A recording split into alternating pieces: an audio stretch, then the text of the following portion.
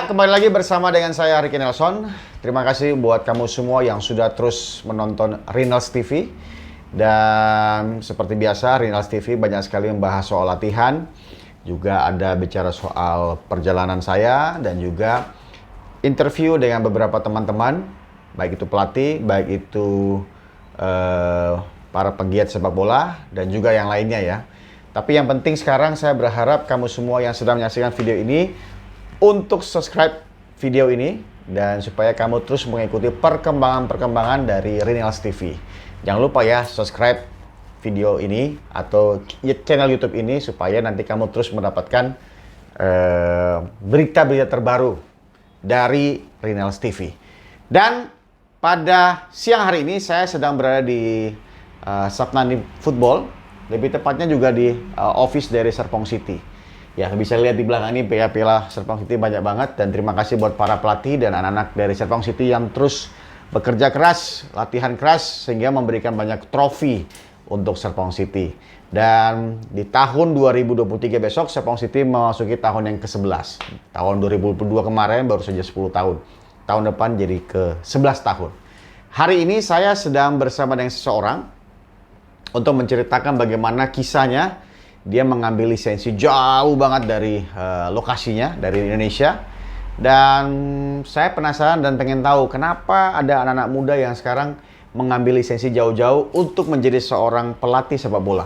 Mungkin kamu seorang pelatih sepak bola saat ini yang harus kamu tahu kenapa pengorbanannya mereka lakukan sampai hari ini dan biayanya nggak sedikit loh.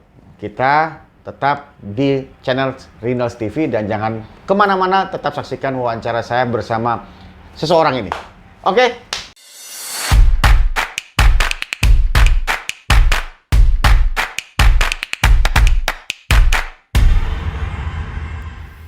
Oke, seperti yang saya katakan tadi, sekarang saya bersama seorang anak muda.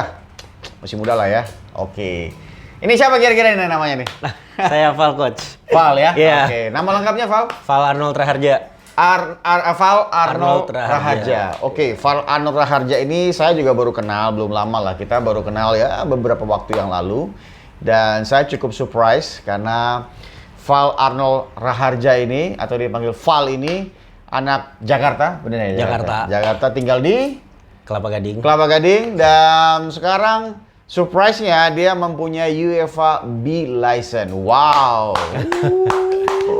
Luar biasa. Saya sekarang sedang pro license AFC, tapi dia lebih tinggi nih, UEFA loh. Nah, gila nggak?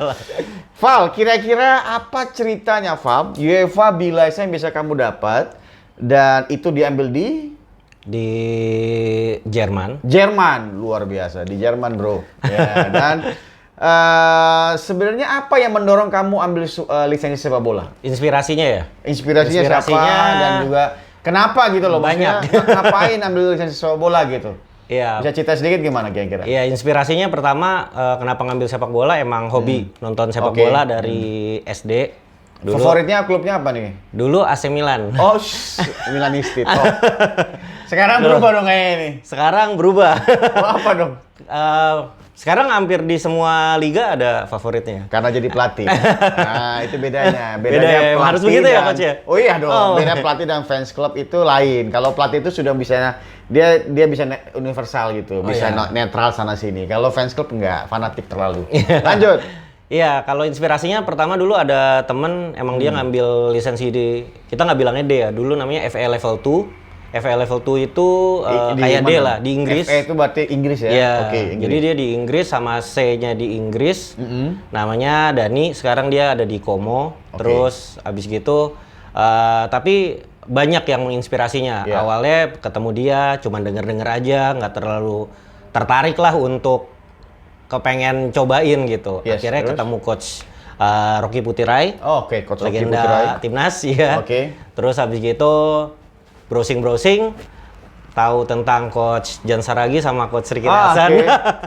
Jan Saragi itu teman saya itu. Iya, dulu mungkin tahun lalu profile Instagramnya Coach Ricky masih di FB tulisannya. Yes. Ya, sekarang gitu. masih juga sih. Sekarang masih ya? Gitu. Jadi waktu itu langsung mau tahu aja, kepengen belajar sepak bola di tempatnya lah, yang bener lah gitu. Oke. Apalagi ditambah takut kalau misalnya belajar dari sini takut kurang maksimal gitu. Jadi kepengennya maksimalnya gimana sih gitu. Ya udah akhirnya terinspirasi dari kalian semua. Oke. Akhirnya berangkat ke Jerman. Jadi saya ambil ya istilahnya D-nya di Inggris, C-nya Jerman, B-nya di Jerman. Gila.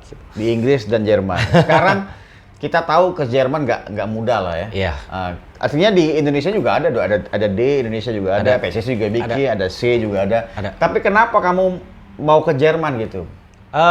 Karena selain inspirasi itu, tapi itu kan gila itu ke Jerman itu kan nggak sedikit biayanya itu. Gimana rencananya akhirnya merencanakan itu, dan ada biayanya itu gimana itu? Ya jadi sebenarnya pas C-nya itu emang udah di Jerman kan, diterima di Jerman. Terus B-nya itu ada pilihannya tadi antara Wales sama Jerman. Oke, antara Wales dan Jerman. Udah diterima di Wales juga, cuman akhirnya tetap milih Jerman karena di Wales diterima? Di Wales diterima juga gitu. Terus jadi kalau pas dari Wales ke Jerman ya segampang itu aja. Waktu itu pas ngambil keputusan, juara Liga Championnya Klopp, Tuchel, Hansi Flick. Oke. Tiga-tiganya Jerman pada saat itu. Gitu. Ancelotti belum menang waktu itu. Ya, memang pelatih Jerman top sih. Ya, akhirnya berpikir kayaknya Jerman lebih bagus lah gitu. Akhirnya cari-cari klub di sana, dapat di klub divisi 8 namanya Borea Dresden. Karena kan kalau kita Borea Dresden. SC Borea Dresden. Ya, nama kotanya Dresden. Nah, terus dia di divisi 8. Divisi 8. Itu kalau di Indonesia tuh nggak tahu ya divisi berapa itu Indonesia tuh ya. Gitu. Jadi harus punya klub representatif jadi kamu yang klub sponsorin itu? gitu. Kamu kontak klub itu dan kamu minta disponsori sama klub itu, gitu kira-kira? Kayak gitu. Direkomendasi lah? Iya, direkomendasi untuk mengikuti pelatih gitu. Jadi mereka juga kayaknya memang sepertinya ya, mereka butuh kuota pelatih untuk memberitahu ke DFB, ini Borea Dresden juga ada pelatih development gitu loh gitu.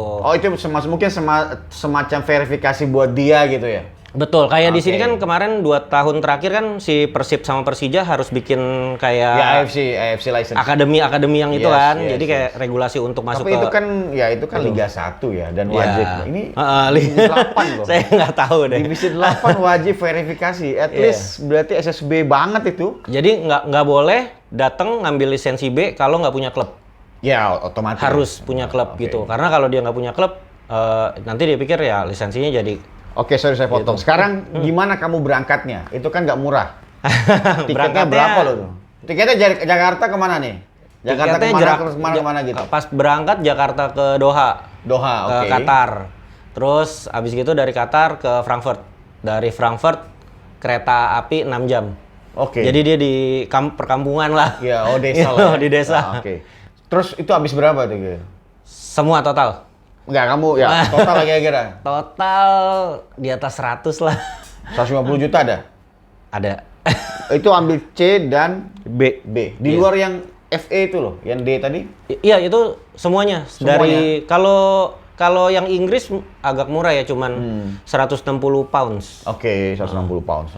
Kalau yang C-nya dia 2.800 sekian gitu. Dan terus yang B? Yang B-nya itu 5.900. 5.900 euro.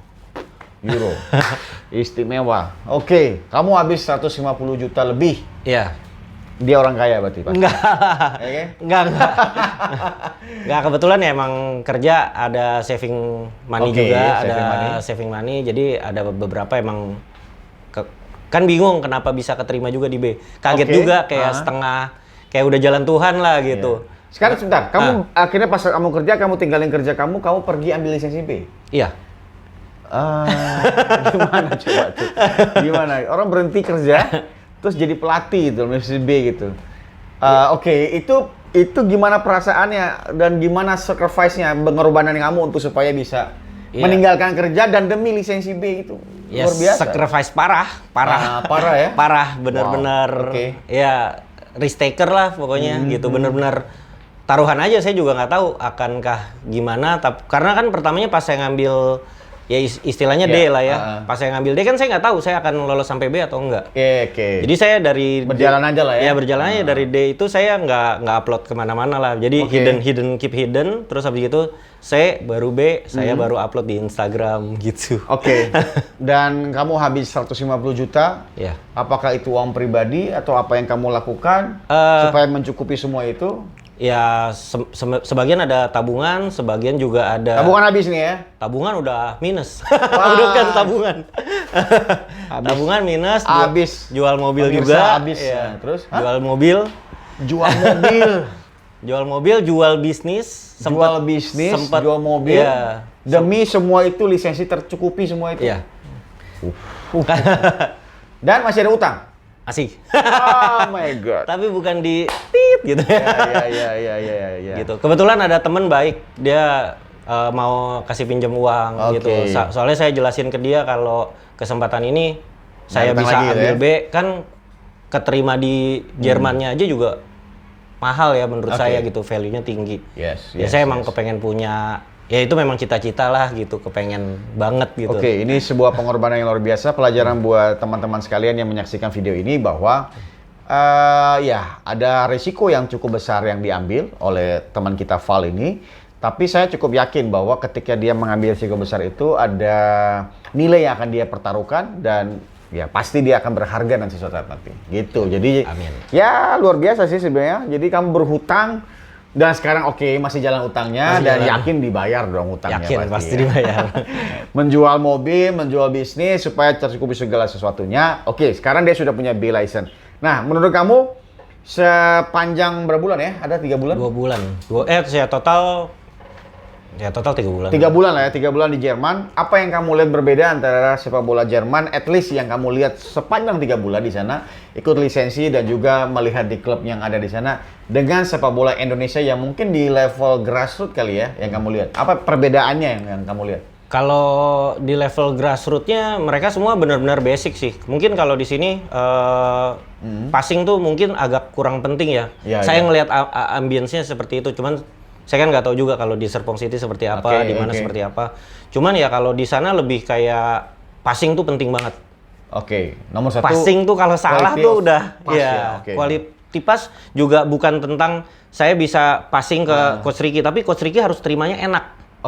Kalau terimanya mental jauh kemana-mana juga bagus juga. Berarti ya timing dan kualitinya harus pas gitu. Terus communication penting banget. Jadi kalau di SSB di sini saya jarang banget ketemu kayak pelatihnya marahin ke anak didiknya kayak ngomong gitu. Itu jarang. Kalau sana? Tapi di Serpong City Coach Rocky begitu sih. Kalau dia sebenarnya mungkin olinya banyak. Olinya banyak. Dia kayak kenceng banget kalau Coach Rocky. Yes. Terus kayak emang harus kayak speak banget gitu. Jadi dia harus kayak antar pemain, misalnya antar grassroots-nya, anak-anak kan banyak yang karakternya berbeda-beda. Ada beberapa yang pemalu. Jadi tugas pelatih itu untuk meng-encourage gitu biar mereka kayak speak up kayak ayo keluarin, Rocky passing gitu. Jadi dia kayak dapet positif energi. Sedangkan di sini kayak jaim kalau gol kayak cetak Liga Champion, gitu-gitu. Auranya tuh kayak beda banget ya gitu. Kalau mereka di sana kayak walaupun mereka tetap bisa bercanda gitu, pelatihnya harus bisa bawa fun-nya, itu penting banget di sana. Untuk grassroots ya? Untuk grassroots. Gitu. Terus yang ditekankan masalah basic soal passing, normal lah ya, tapi memang penekanan soal dia quality of passingnya. Berarti yang terima bola juga harus bagus, harus enak. Kalau kamu passing terus saya terima bola yang nggak bagus, berarti kamu juga salah passing namanya kan gitu. Jadi kita juga yang terima bola ini receiver-nya juga harus enak gitu ya. Terus apa lagi selain passing? Karena maaf saya tambahin lagi komunikasi terus. Karena kalau passing itu pas kita receive-nya nggak enak, kita nggak bisa nge-trick. Kalau bisa langkah selanjutnya nggak bisa. Jadi passing itu pas kita terima normal aja kan kalau di sini. Kalau di sana enggak, dia harus slide ke belakang, langsung mikirin kayak bolanya mau kemana, pemainnya lari kemana, kaki dia dominan kanan kiri, itu udah kayak complicated banget gitu. Dan itu diajarin di basicnya di grassroots Jerman. Yang kamu lihat tuh di usia berapa? Kemarin sih nggak sampai spek seperti itu. Mereka cuman kayak bilang kayak grassroots seperti ini, yang apa sih namanya? U15-nya ya seperti beda lah gitu. Oke, terus yang kamu belajar di B ini apa? Pada banyak yang itu kan mungkin C-nya kali ya. Iya. Terus yang B-nya nih kamu belajar ini yang banyak kan di sisi yang mana gitu? Yang B-nya lebih kayak ke konsep sih. Ketika ada permasalahan dari sebuah tim, kita terima sebuah tim, timnya ada permasalahannya, kita harus bisa kayak solving problem lah. Yes. Gitu. Misalnya karakter anak-anak lebih detail, terus habis gitu bahkan sampai goalkeeper juga dikasih secara garis besar. Jadi gimana caranya bikin latihan goalkeeper, dan kan rata-rata kalau di sini SSB rata-rata goalkeeper sama field playernya kan latihannya terpisah. Ya, isolasi. Kalau di sana digabung. Selalu digabung. Nggak selalu sih, tapi banyak banget yang digabung gitu. Jadi contohnya mereka supaya kipernya bisa main gitu. Kipernya main, misalnya contoh ada tiang di tengah, terus kipernya harus muter-muterin. Di luarnya itu ada orang rondo. Nah, ketika dia rondo, dia harus sentuh ke tiangnya ini. Ini event contoh latihan rondo ya? Contoh latihan rondo gitu. Jadi possession-nya si attacker dan lainnya bisa main, bisa coba sentuh tiangnya, kipernya juga berusaha bisa defense. Gitu. Dan lebih banyak belajar aja sih. Ya mungkin daya tangkap setiap pelatih kan beda-beda.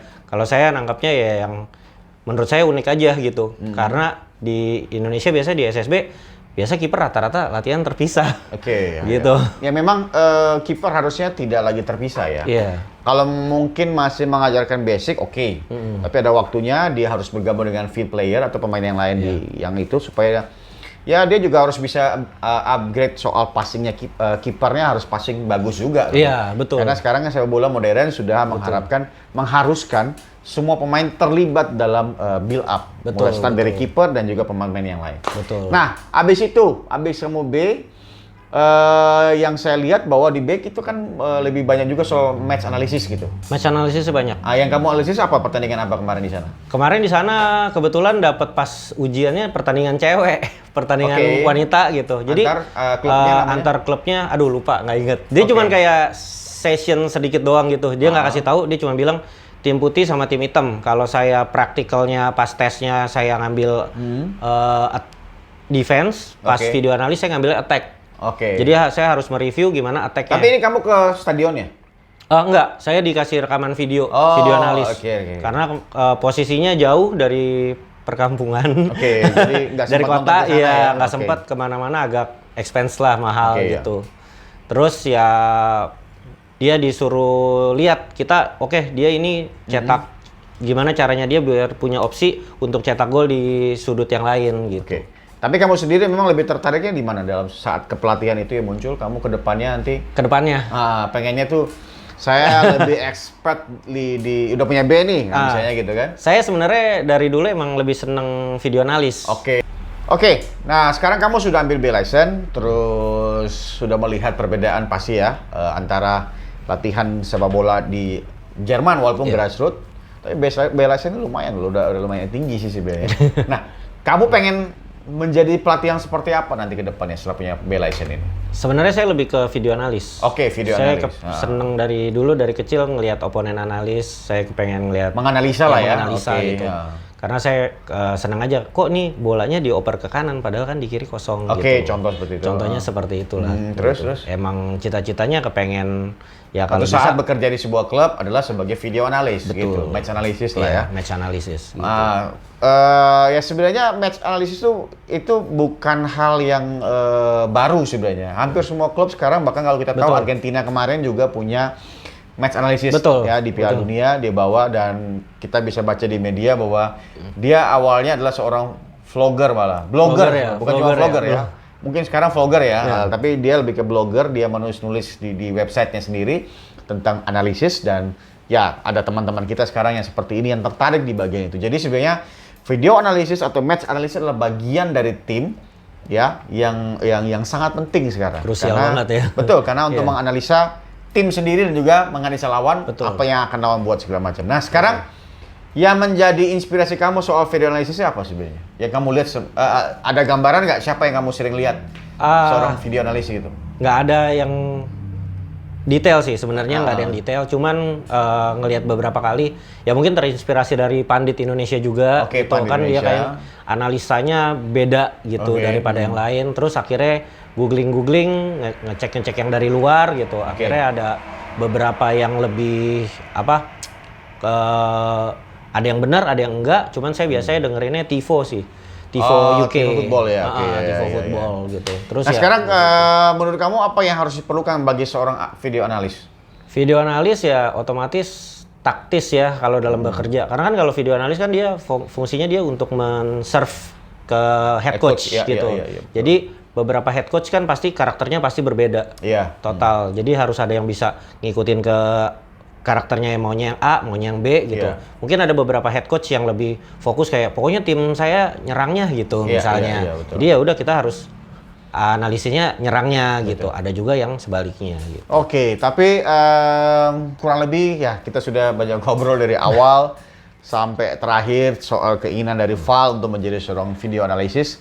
Hanya bagi saya pribadi, ini sebuah contoh bagus untuk teman-teman yang sedang meniti karir sebagai pelatih-pelatih muda, bahwa pengorbanannya harus luar biasa ya. Dia sampai ke Inggris, dia ke Jerman, 3 bulan kurang lebih.